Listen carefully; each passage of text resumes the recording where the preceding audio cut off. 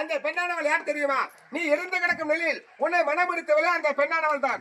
அப்போது நடந்தது அது திருமணம் அல்ல. இப்ப தேவர் மூவர் முன்னில் நடப்பதுதான் பத்மாவதி திருக்கல்யாணம். பத்மாவதி திருக்கல்யாணம். பத்மாவதி திருக்கல்யாணம்.